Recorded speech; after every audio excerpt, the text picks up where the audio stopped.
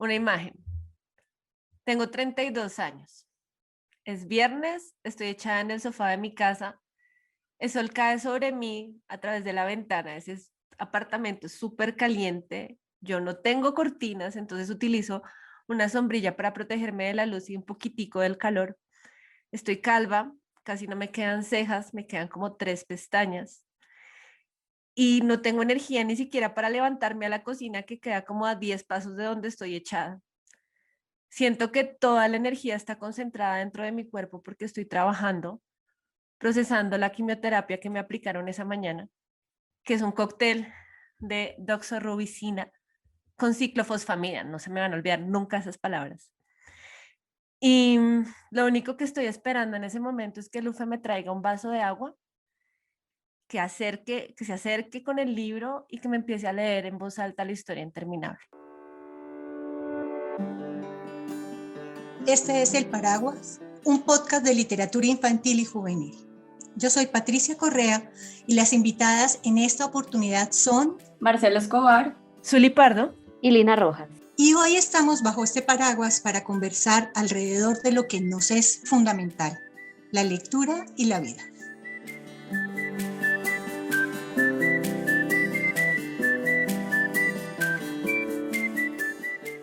Los seguidores de este espacio ya conocen la propuesta del ciclo actual, hablar sobre los clásicos de la literatura infantil y juvenil que significaron momentos importantes para nuestras tres invitadas, Lina, Marcela y Zuli. Así pues, son sus clásicos. Y el de hoy nos permite hacer esta inversión. Y como en un juego de espejos, las anfitrionas de siempre me ceden su lugar y asumen el de invitadas. Estamos hablando de La historia interminable de Mijael Ende. Y decimos que nos permite este juego en el que se trastocan los papeles, porque precisamente en la novela de Ende recurren al recurso, y suena cacofónico, para dar como asiento al desarrollo de esos personajes y por supuesto de la trama que constituye la novela. Entonces, lo primero será contarles un poco quién soy. Lo primero es que soy hija de una mujer de la palabra oral y escrita, una maravillosa contadora y una voraz lectora. Por ella, sin duda, soy lectora y también soy mamá. Ambas características son las que me definen, ser lectora y ser mamá. Ahora, ya en términos formales, de lo que siempre se acostumbra, soy socióloga por formación, eso fue lo que estudié en la universidad, en el pregrado, pero realmente soy bibliotecaria por opción, en todas las facetas de lo que puede llamarse ser bibliotecaria. Y luego soy pedagoga hospitalaria, en un esfuerzo que yo he llamado de la coherencia, porque después de más de 10 años de estar trabajando en un programa de lectura en hospitales, me puse muy juiciosa a estudiar un poco sobre toda la propuesta de la pedagogía hospitalaria. Y digo que más de 10 años en un programa de lectura en hospitales porque coordiné por más de 18 años el Programa Nacional de Palabras que Acompañan, que fue un programa de apoyo a niños y adolescentes, sus familias y el personal de salud a través de la literatura y el arte. Entonces, ya tenemos aquí los dos elementos para este podcast. La presentación de un clásico como La historia interminable y la enfermedad y la muerte. ¿Por qué y por quién llega hoy este clásico? llega a este capítulo por mí y es porque fue un libro muy especial durante mi etapa de sanación. Y ojo que digo mi etapa de sanación y no mi etapa de enfermedad. Y esto ocurrió en 2012 cuando me diagnosticaron cáncer de seno. Y era un momento en el que yo me sentía así como en la cumbre de mi vida, como que era imbatible. Y de hecho estaba como replanteando muchas cosas de mi vida, pero en otro sentido. Nunca me imaginé que fuera a llegar la enfermedad para replanteármela de verdad, no de una manera superficial como yo sentía que lo estaba haciendo, sino de fondo y con toda. Y pues recibí la compañía de muchas personas, entre esas Marce, Patricia también estuvo ahí, y pues claramente mi familia y mi esposo, y fue con Lufe, mi esposo, con quien empezamos a leer La historia interminable. Y, y era un libro para leer siempre después de quimio. Yo de verdad no tenía energía para nada, y pues leer me costaba muchísimo trabajo, como que yo veía las letras, pero no podía juntarlas y formar con ellas palabras, sobre todo en ese fin de semana de quimioterapia, porque siempre me la aplicaba los viernes. Entonces era también como un ejercicio muy bonito, muy especial, empezar a leer. Y yo no sé por qué justamente elegimos La historia interminable, pero fue muy preciso haber encontrado ese libro.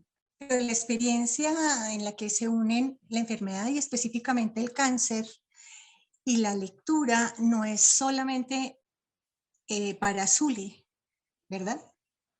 Así es, Patti. Con mi papá, pues esto lo hablamos un poquito en el capítulo del Hobbit.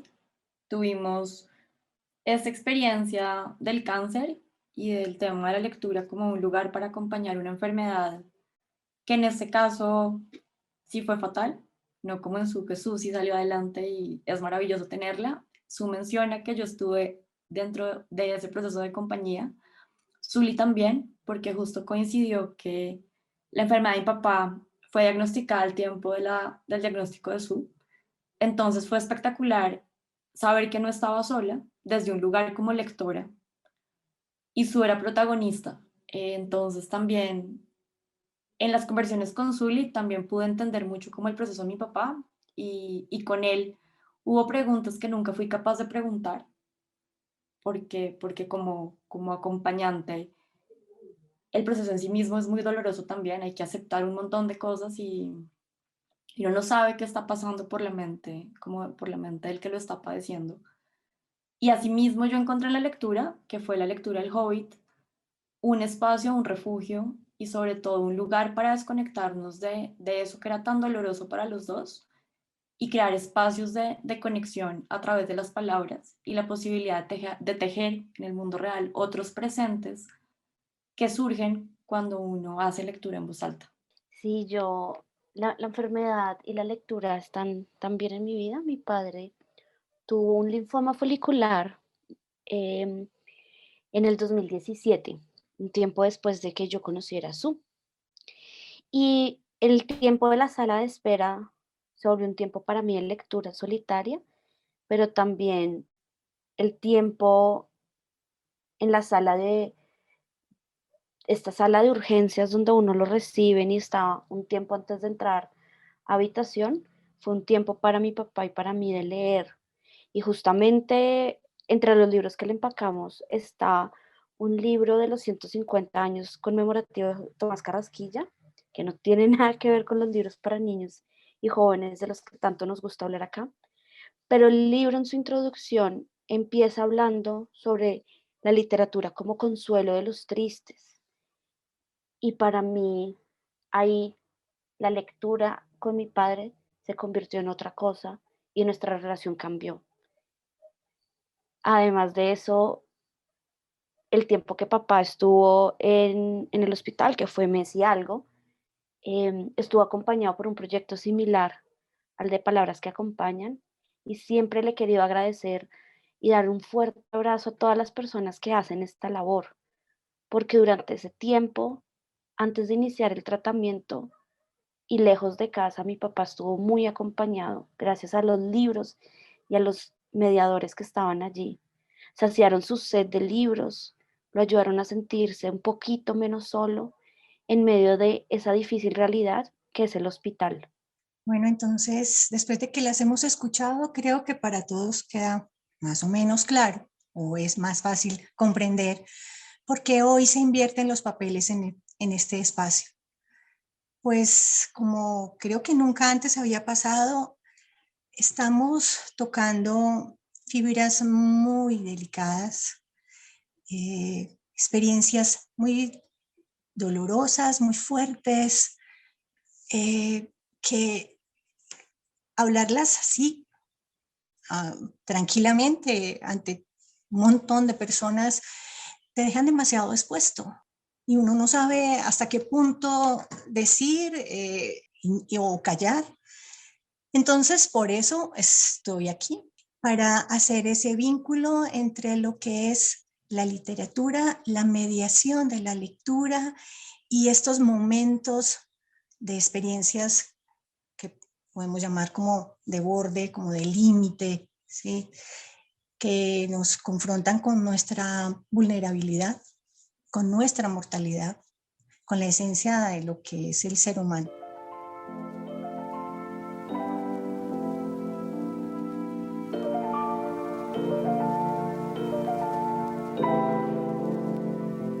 Y bien, como se trata de un libro complejo, de un tema muy difícil, hemos decidido dividir este capítulo en dos. Así que bienvenidos y bienvenidas a la primera parte de la historia interminable. Pues me lanzo a hacer un resumen ejecutivo, siendo que he sido la que menos he leído la obra. Bastian Baltasar Bux, él es un niño que tiene problemas con sus compañeros porque ellos se mofan de él y él logra huir de sus compañeros y se mete en una tienda que le llama la atención y ahí se encuentra con el señor Colliander. Es un poco como tosco con él, no un poco tosco, no, es abiertamente tosco con él y le dice que ni por error le va a vender un libro y que por favor se vaya. Y Bastian se queda un poco como achantado con la situación y se siente atraído por el libro que tiene el señor Colliander en sus manos y en una distracción del señor, él coge el libro y sale corriendo para el colegio. Se escapa a un desván del colegio, se envuelve entre cobijas y empieza a leer un libro que se llama La historia interminable. Y cuando se mete literalmente en el libro, llega un mundo que se llama fantasía. Él llega a fantasía porque la nada está a punto de acabar con fantasía. Dentro de fantasía hay un personaje que se llama Treyu, que empieza a hacer un viaje del héroe y él en ese proceso empieza a recuperar pistas de cómo poder salvar fantasía. Y finalmente llegan a la pista final, que es que hay un salvador que tiene que venir del mundo de los humanos a darle un nuevo nombre a la emperatriz infantil. Y Bastian está tan engomado con la historia que él se empieza a emocionar porque él dice, yo podría ser ese salvador, yo tengo la creatividad suficiente para crearle un nombre a ella.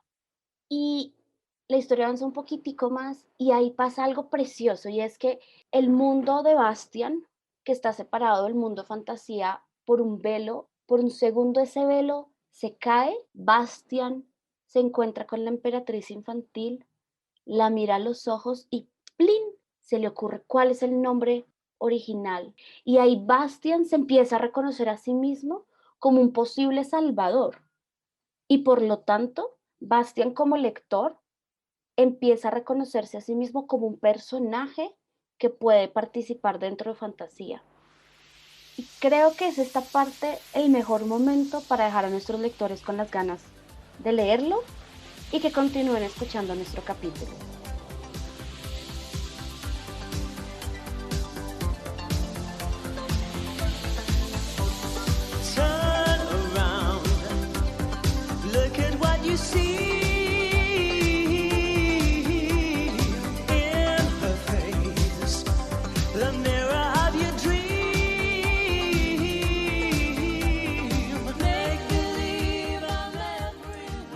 Yo sí debo decirles que yo conocí La historia interminable por la película.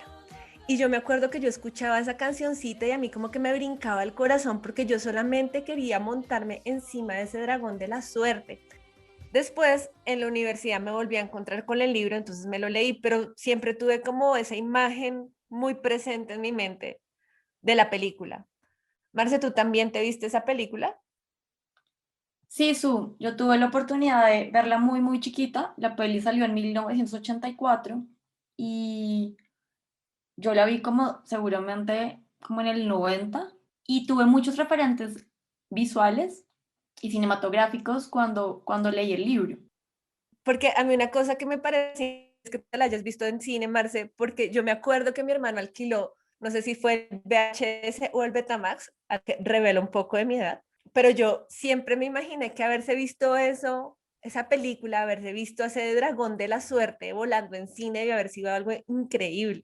Pues básicamente sí, además es que era raro pensar que era un dragón cuando es un perro. Entonces también como ya desde entrada, o sea, ya desde el principio en la peli era muy extraño como pues por lo menos en mi versión de 5 años, conectar lo que uno se imagina que es un dragón con esa imagen de dragón. Entonces son cosas que todavía me acuerdo como de disonancia.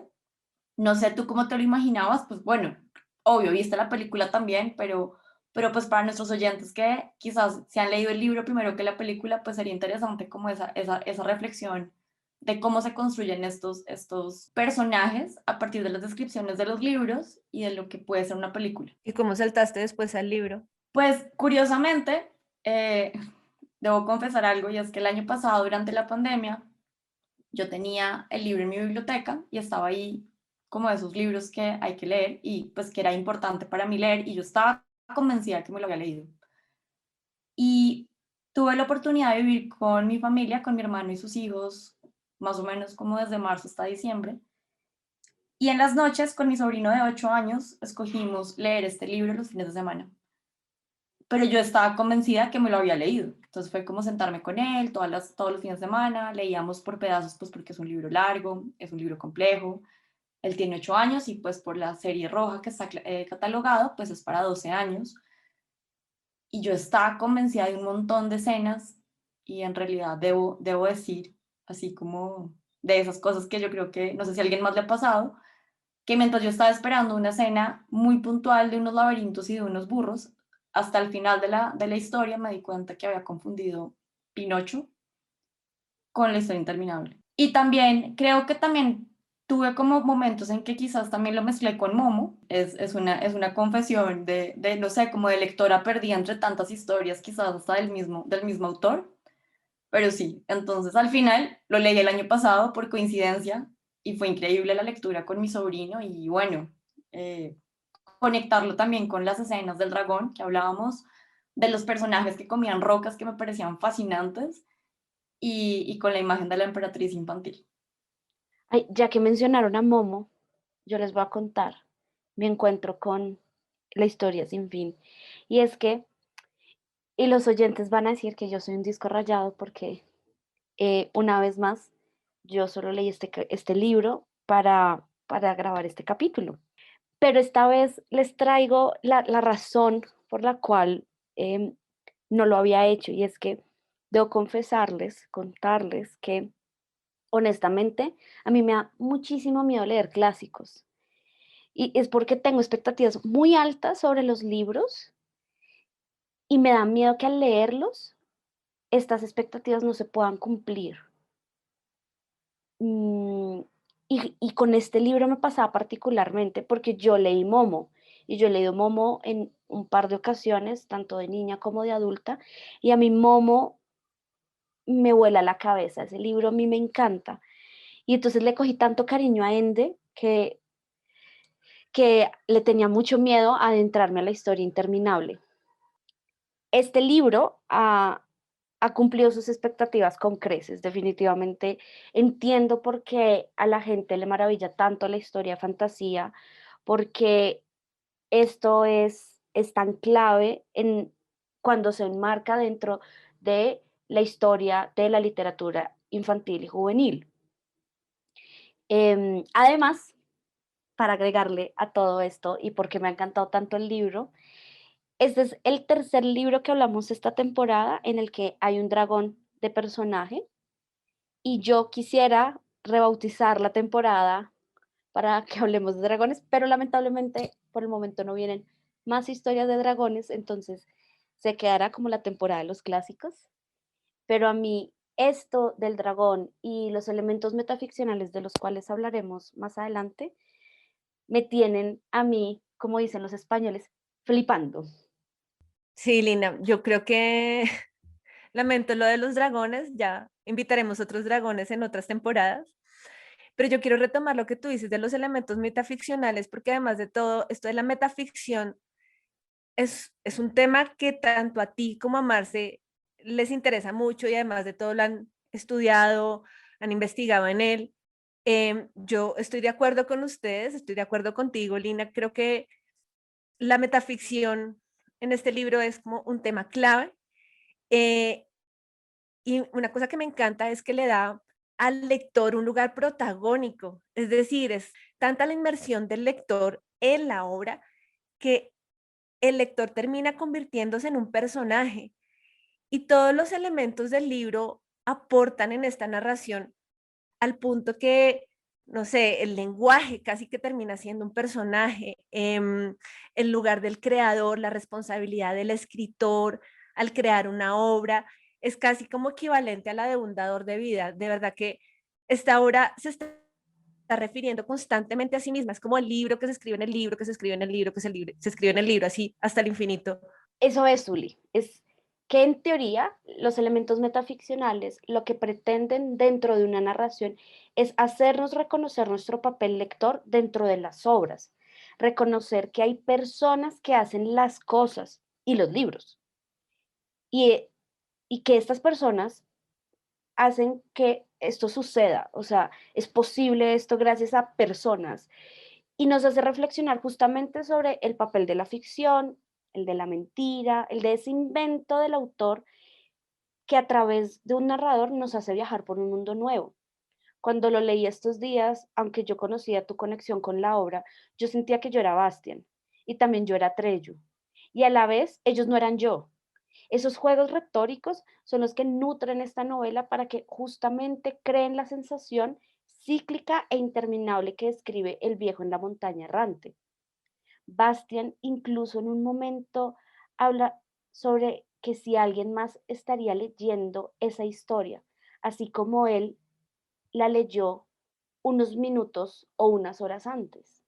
Bastian habla de cada una de nosotras y a la vez cuestiona si nosotras lectoras existimos.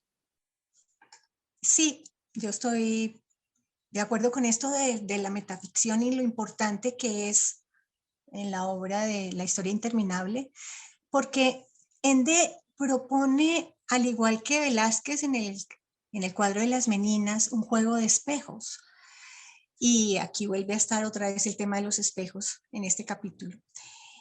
Pero yo quisiera retomar esto de la metaficción un poquito más adelante para relacionarlo y de manera, digamos, pues, no compleja ni a profundidad ni nada así pesado, para relacionarlo con dos términos que serían la catarsis y con el efecto de distanciamiento como su opuesto, digamos, que propone Brecht.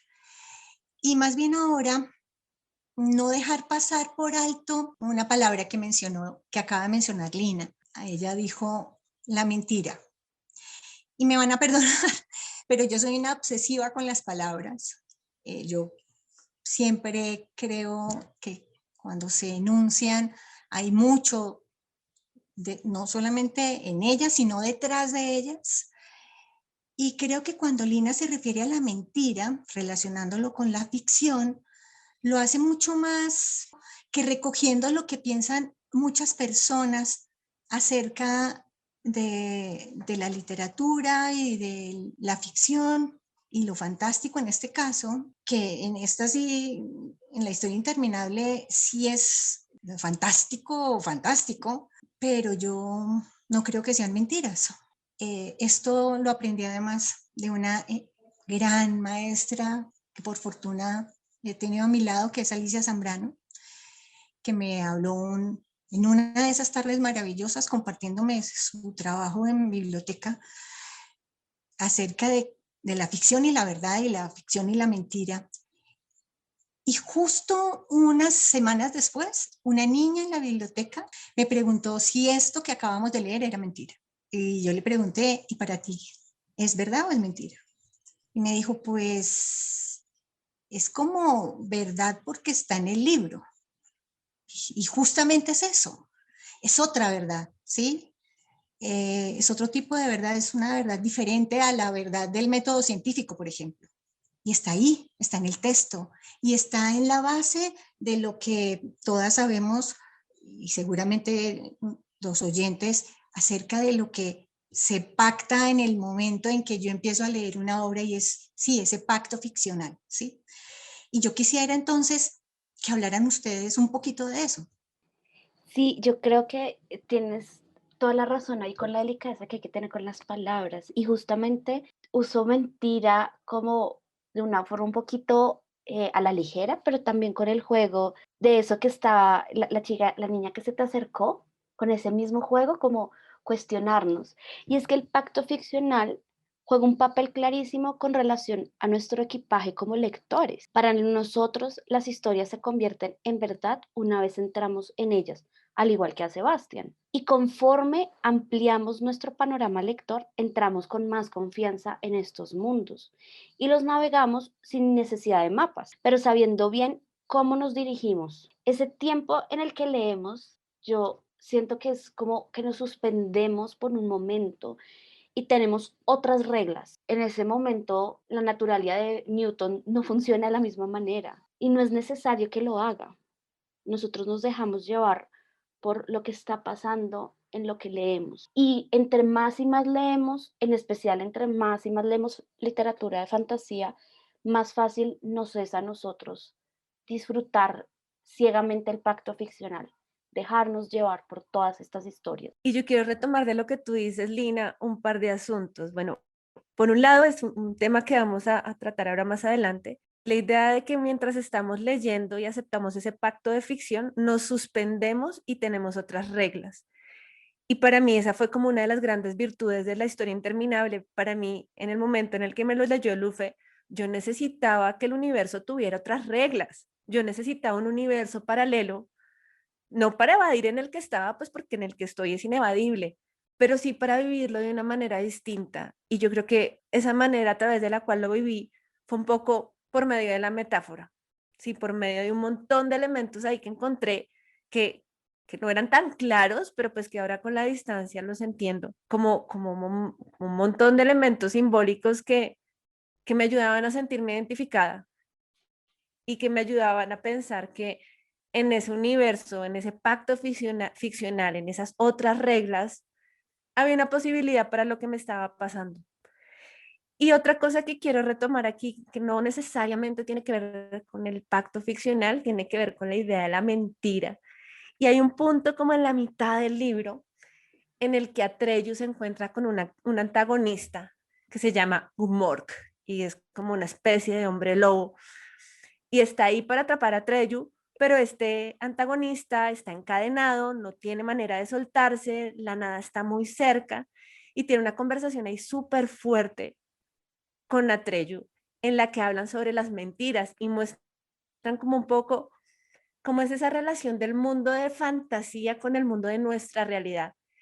Y lo que dice Mork ahí, más o menos, es como que todos los fantasios que son absorbidos por la nada terminan convirtiéndose en este universo, en mentiras, en nuestra realidad, pues. Y yo creo que eso que decías de la metáfora es el gran regalo, como nos lo dijo Claudia Rueda en la temporada pasada, que nos da la literatura y es, nos regala la posibilidad de los símbolos, de utilizar las palabras, de crear universos propios y personales para nosotros. Las oigo y yo quiero decir que a lo largo de mi lectura con mi sobrino, que fue una lectura muy especial porque fue una lectura interrumpida, yo puse papelitos donde yo marcaba momentos que me llamaban la atención y que sentía que quizás iban más allá de un simple libro que entre comillas podemos decir que es de ficción y que está retratando fantasía. Yo quisiera decir que en mi experiencia personal encontré una radiografía de nuestro mundo, de nuestro propio mundo, incluso desde el lugar de fantasía. ¿Por qué digo esto? Porque a nivel editorial este libro fue impreso a dos tintas, donde por un lado tenemos el mundo de Bastian que tiene un color que en mi edición es como un color más o menos como marrón y el mundo de fantasía es verde. Y quiero traer, yo sé que quizás puede ser un poquito enredado, una cita que voy a leer brevemente sobre lo que decía Lina del personaje del hombre lobo, que también su comentó, y el contexto de la nada. Y dice, yo no quiero participar de él, balbuceó Atreyu. Calma, pequeño necio, gruñó el hombre lobo. En cuanto te llegue el turno de saltar a la nada, serás también un servidor del poder, desfigurado y sin voluntad. ¿Quién sabe para qué les servirás? Quizá, con tu ayuda, harán que los hombres compren lo que no necesitan, odien lo que no conocen, crean lo que los hace sumisos o duden de lo que podría salvarlos. Con vosotros, pequeños fantasios, se harán grandes negocios en el mundo de los hombres, se declararán guerras, se fundarán imperios mundiales. Y traigo esta cita porque yo creo que en las historias encontramos un espejo de nuestras historias.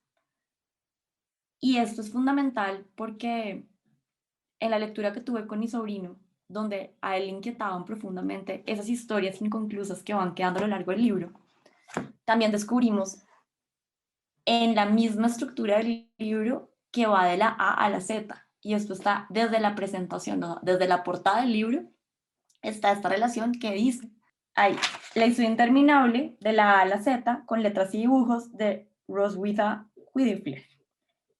Y cuando uno va leyendo, quizás sin darse cuenta de este detalle que está en la pura entrada del libro como puerta, y descubres que cada entrada tiene una letra, llegas a la K, a la W, a la X o a la Y, y dices, y ahí, aquí, ¿cómo van a hacer para darte una entrada con W? Y lo hacen.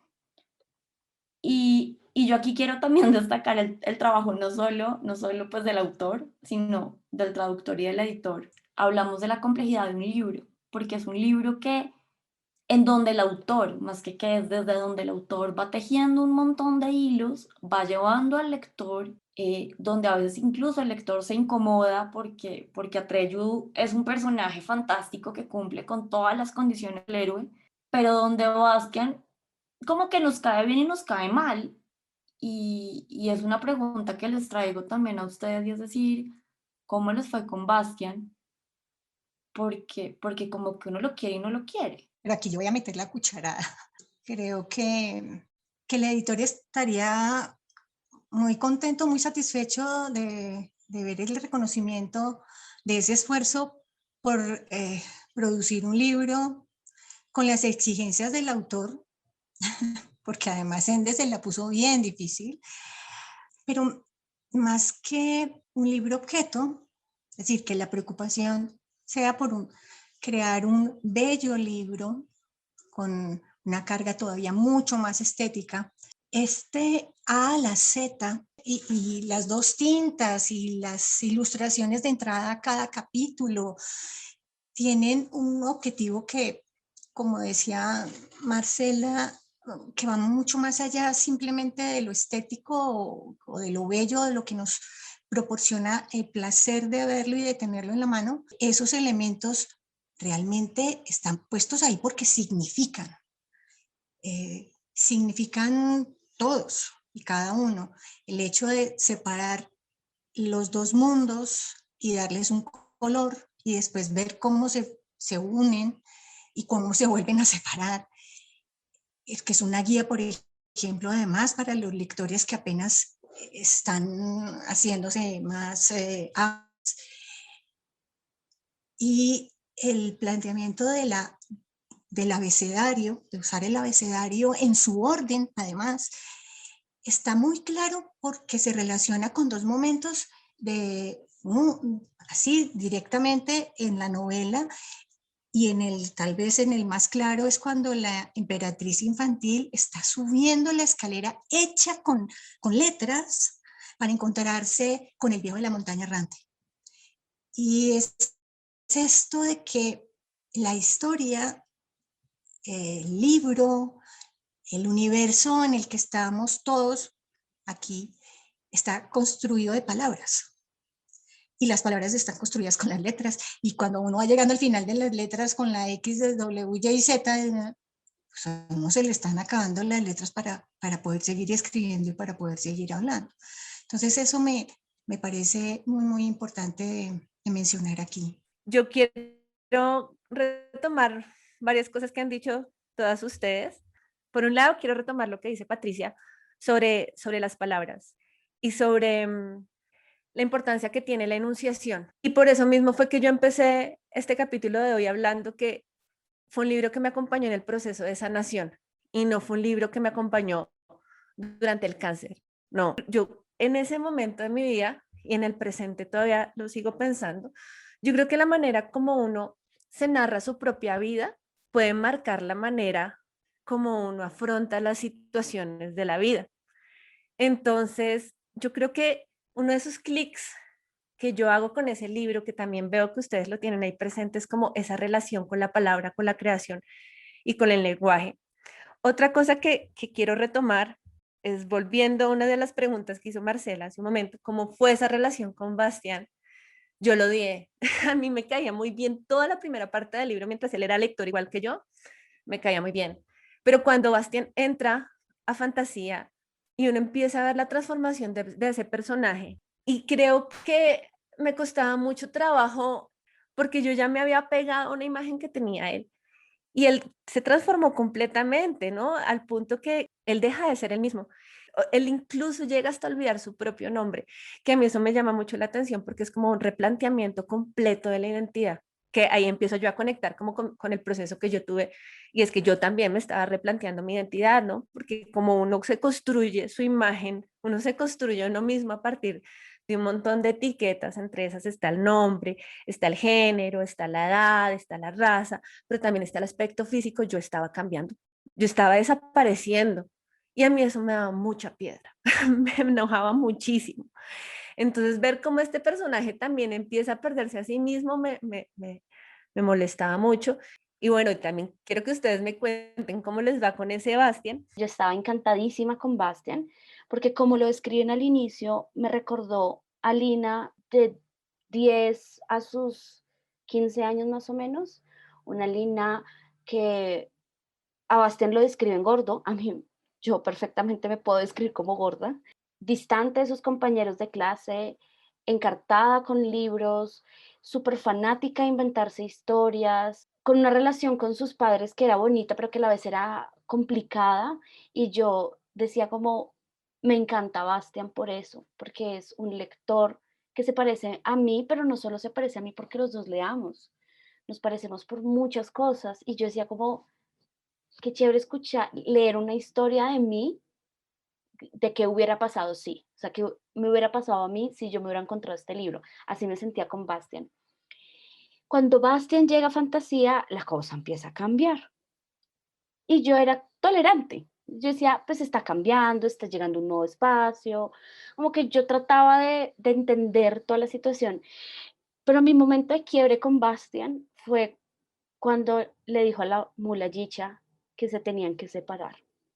Y de ahí pasa algo que yo digo que esto es una novela de deformación, o sea, opuesto a lo que suele ser la literatura juvenil. En la literatura juvenil usualmente nos encontramos con personajes que están creciendo y que pasan por momentos difíciles, pero se van a convertir eventualmente en una mejor versión de sí mismos. Con Bastian yo sentía que teníamos, era todo lo opuesto, que lo deformábamos, que ya no crecía como persona, sino como que decrecía, que se volvía cada vez peor persona.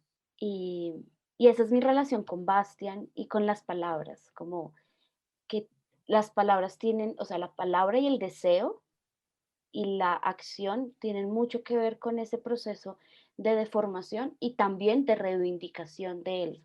Y es que desde el principio sabemos que Bastian está en una situación muy, muy difícil, y es que él acaba de quedar huérfano. Su mamá murió y de eso no se habla. Y de alguna forma como que hay un distanciamiento extraño con su papá.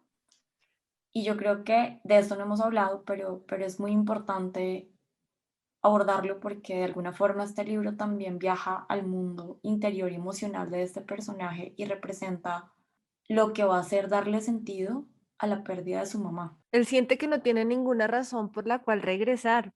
O sea, su mamá murió, y desde que su mamá se murió, es casi que imposible mantener una comunicación con su papá. Entonces, finalmente, Bastián está muy solo, está él con sus historias, como que la posibilidad de vivir en un universo en donde él es el rey y él es el dueño, el creador de las historias, pues es muy tentadora.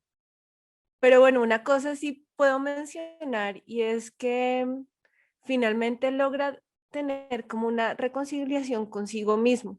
Y yo sé que esto suena como muy a frase de cajón, pero, pero llega un punto en el que él se gusta a sí mismo tal y como es. Yo creo que este ha sido uno de los capítulos que nos ha costado más trabajo. Hemos tratado de cogerlo por todos los lados y ha sido difícil. Y Y es que se vuelve como un podcast sin fin, sí, ¿no? En sí mismo, porque es que todo se va tejiendo, o sea, por cada capítulo no podría decir 50 cosas, entonces yo creo que la invitación es que lo lean, no es fácil, es un reto y lo vale, yo creo que lo vale. pero yo quiero mencionar que agradecer a Patricia por acompañarnos en este capítulo. Ha sido un poco como ese dragón de la suerte. Sí, que en los momentos en que no sabemos muy bien de dónde agarrarnos, Patricia ha aparecido ahí. Y, y siempre he sentido que Patricia ha sido una persona con quien puedo hablar de estos temas sin sentirme juzgada. Y también con una mirada que es sensible y a la vez muy aterrizada. Entonces, muchas gracias por acompañarnos y por guiarnos en esto. No, no, es ninguna guía, simplemente es compañía que nos estamos haciendo todas en unos momentos que además son muy difíciles para todos. Y entonces yo les estoy agradeciendo desde el primer momento en que Zuli me llamó a proponerme estar en este capítulo, porque creo que es algo que tenemos que hablar, que tenemos que compartir entre todos y dar espacios para encontrarnos y para acompañarnos. Esta conversación que tuvimos el día de hoy con Patricia, lo que hizo fue abrir muchas más posibilidades y muchas más casi que conversaciones interminables. Y por esto mismo queremos aprovechar esta oportunidad para decirles que por el valor y la emoción que hay aquí, quisiéramos que esto continúe. Desde este lugar los esperamos en un próximo episodio donde esta conversación con Patricia, con Zuli y con Lina va a continuar desde la experiencia de Patricia y el proyecto que acompañó, que sin ser redundante se llama Palabras que Acompañan. Muchas gracias por habernos escuchado. Los invitamos a que nos sigan en redes. Somos El Paraguas Podcast en Facebook y en Instagram. Pueden escribirnos también a nuestro correo electrónico elparaguaspodcast@gmail.com. No olviden recomendarle este podcast a todo el que crean que le puede interesar y nos encuentran en sus plataformas favoritas y también en YouTube. Hasta una próxima ocasión.